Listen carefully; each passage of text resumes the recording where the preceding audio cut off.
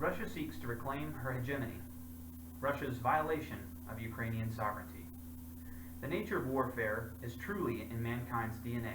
From before written history, competition for resources and a quest for dominance has led to our society's acquisition by force, a selfish prerogative to see one's desires met at the expense of those from whom we take. When mankind organized into society, warfare only became larger. Its fundamental nature remains the same. For all our pretension, we humankind at the peak of our civilization have not lost our will to control, and when met with resistance, to do so by force. In June of last year, Simon Ostrovsky's report for Vice News demonstrates plainly Russian soldiers were actively participating in combat operations within East Ukraine. 1 month prior, the Atlantic Council published Hiding in Plain Sight, Putin's War in Ukraine, detailing Russia's strategy in the annexation of the Crimean Peninsula and fueling insurgency with Russian troops and equipment in East Ukraine. Crimea has had a complex relationship with its Russian neighbor. Catherine the Great annexed Crimea from the Turkish Ottoman Empire in 1783, and it wasn't until 1954 that the Crimean Peninsula was transferred from Russian jurisdiction to the Ukrainian SSR by Premier Khrushchev, who was only doing so because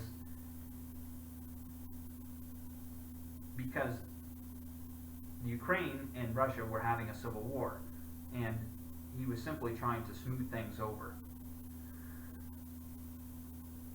By signing the Budapest Memorandum in 1994 and later the Partition Treaty in 1997, following the dissolution of the USSR, Russia agreed to respect Ukraine's sovereignty over Crimea.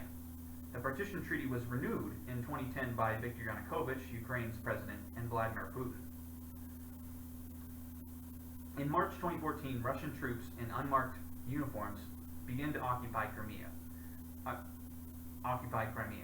They do so in uniforms that are without insignia, and the locals say they're being overrun by little green men. Shortly thereafter, a referendum is called to determine whether Crimea will become part of Russia or Ukraine.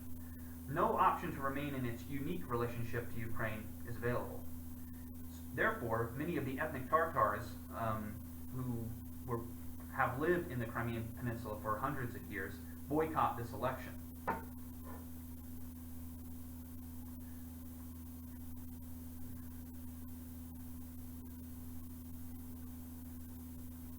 Ethnic Ukrainians, 12.2% of the Crimeans are ethnic Tatars, while ethnic Ukrainians make up 15.7% of the overall population, making the 97% figure pretty dubious.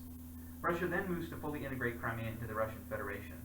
It offers members of the Ukrainian army positions in Russia's Federation's army. It requires residents to acquire Russian passports and register their vehicles. It rescinds the partition treaty with Ukraine as it claims Crimea for its own. On the 7th of April 2014, insurgents in the Ukrainian Oblast of Donetsk occupy government buildings. An oblast is just another name for a state. On the 27th of April 2014, the Oblast Luhansk of Ukraine declares its independence. By the summer of 2014, Russian soldiers are amassing themselves along Ukraine's eastern border. In 2015, on March 2nd, U.S. Army Europe Commander Ben Hodges estimates that there are 12,000 Russian troops in East Ukraine. Much of the Atlantic Council's article further details Russian bolstered/led operation to take locations of strategic importance in the insurgency of Luhansk and Donetsk. Russia has twice failed to abide by the Minsk Protocol, and given its history of fighting to regain the former Soviet bloc countries, such as its invasion of Georgia in 2008, the NATO alliance worries that she may look to expand her sphere of influence elsewhere, namely the Baltic states. Estonia and Latvia, which border Russia, and Lithuania, whose border with the EU is choked by the non-contiguous Oblast of Kaliningrad, Russia, and Belarus, a current member of the Collective Security Treaty Organization, of which Russia is a member. As it is evident Russia is involved in multiple theaters, NATO must not only continue to battle a propaganda war, but also be ready should Russia threaten elsewhere. In conclusion, while it is true that the NATO alliance has expanded to previous members of the former USSR, the narrative that the alliance is taking an aggressive posture is unsupported by the facts.